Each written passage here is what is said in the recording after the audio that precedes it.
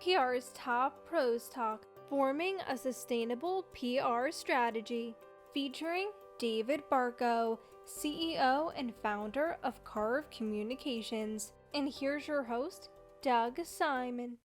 David, if you just had one piece of advice to give to companies to do PR the right way, what would you tell them? I would tell them to focus on a sustainable model of PR, to look beyond just the big hit on the press release or the big announcement and focus on long-term campaigns and long-term opportunities to create ongoing awareness. That's really the key in today's PR, media, and outreach marketplace that we all live and work in. Yeah, and we've all seen the disparity between the one-hit wonders, if you will, to a music analogy, and something that's sustainable over time. So if a company wants to develop something sustainable and they're looking into doing it, what are some of the best approaches? Can they take part of what they're doing already, or does it also have to be new stuff? I think it could be a mix of both. I mean, what you're doing already is really try to map out what your clients have for you, right? The things that you know are happening throughout a year, right? You know, a client's going to have roughly an announcement a quarter.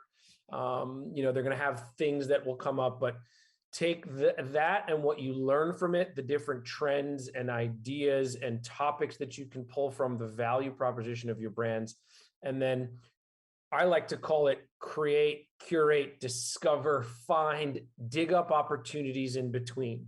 Don't wait around for your clients to tell you what's next, because typically that will just result in a failed campaign or an unhappy client agency relationship. So if you're constantly trying to create opportunities and take that sustainable mindset, and not sustainable in terms of the environment, but a sustainable mindset in terms of PR, that really leads to great success today, because that's what clients want, are ongoing awareness. It's great to have, the arrow go up, as we all know, right? But that lasts only for 2 or 3 days.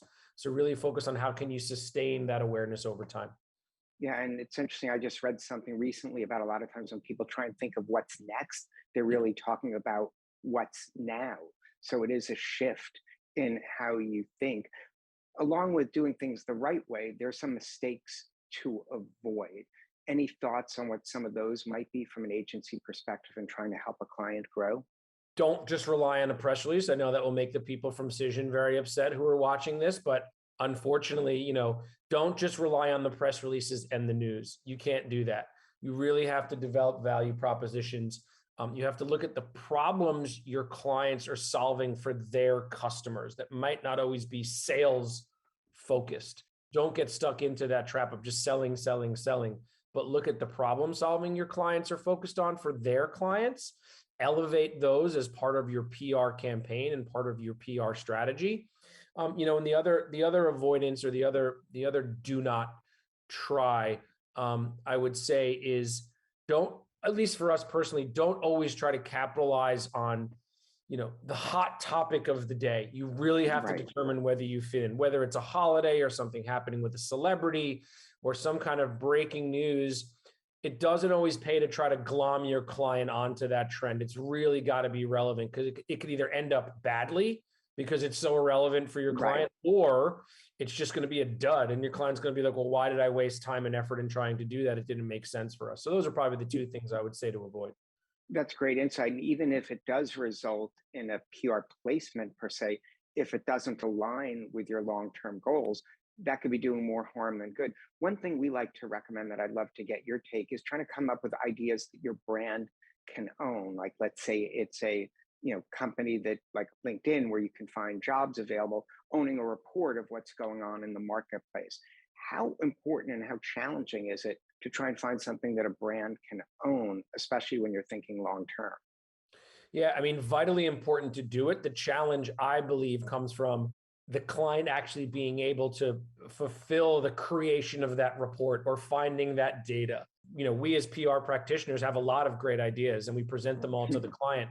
And most of the time, it's not money that's the issue. It's their ability to curate that data, find that information, and give it to you in a package form that is useful and relevant to you. So interesting. You really got to work. We always find you really have to work closely with the client to really tightly determine what that POV is, what that data point is, and then is it relevant? Because a lot of times it might be interesting to the client, they think, oh, this is a great piece of data that we have or a great trend that we're seeing.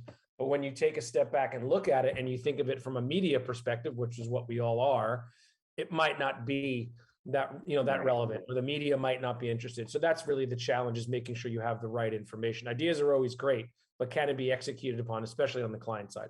David, your agency takes a unique approach to how you measure the value of media hits that you generate. Can you explain? Happy to. Yeah. So we try to go beyond the typical metrics of reach, impressions, and unique monthly visitors, to where we actually measure the value of each placement based upon a predetermined set of criteria that we have that actually looks at the value of each placement. And so we look at things like, okay, what tier of media is that placement in?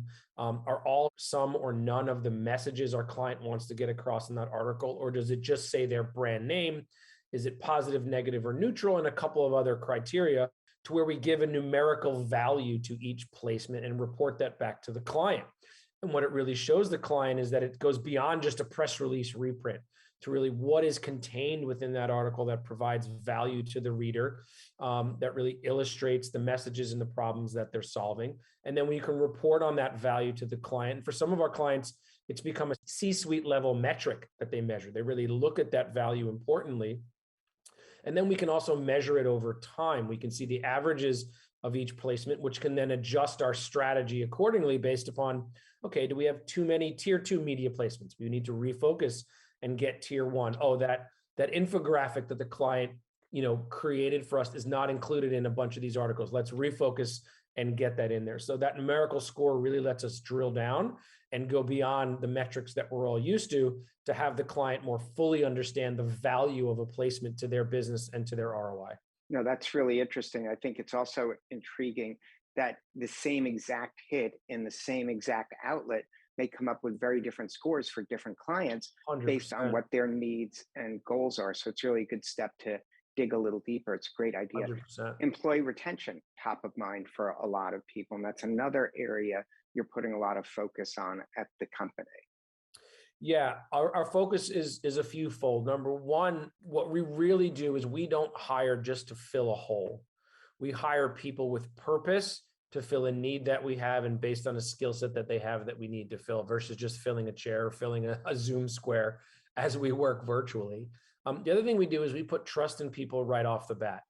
We hire them because we trust them from the interview process, not for them to earn our trust over 6 months. And that's a really big thing, and why employees stay here, because then right off the bat, we're putting them in a position to succeed from minute one because the trust is already there. And number three, certainly in this day and age, and I can speak for our agencies, because we are working pretty much all virtually, right? All distributed, is we have allowed the team to dictate the ebb and the flow and how we all work and communicate together virtually over Zoom or Teams or Slack. I have not put down edicts from on high as to the way things should be done, and they can't be done another way. We've left it to the team to figure out.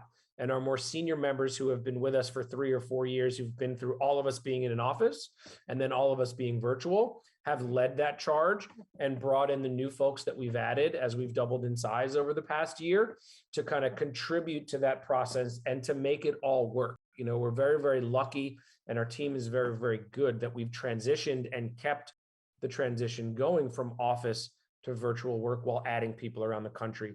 So it's really about hiring people for purpose, giving trust to them right off the bat, and letting them dictate how the workflow should be, whether it's all virtual, some hybrid, or all in person. We really give them that power.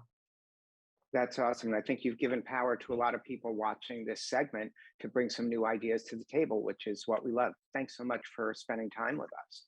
Absolutely. My pleasure. I hope it helps, and looking forward to being back sometime soon. Thank you.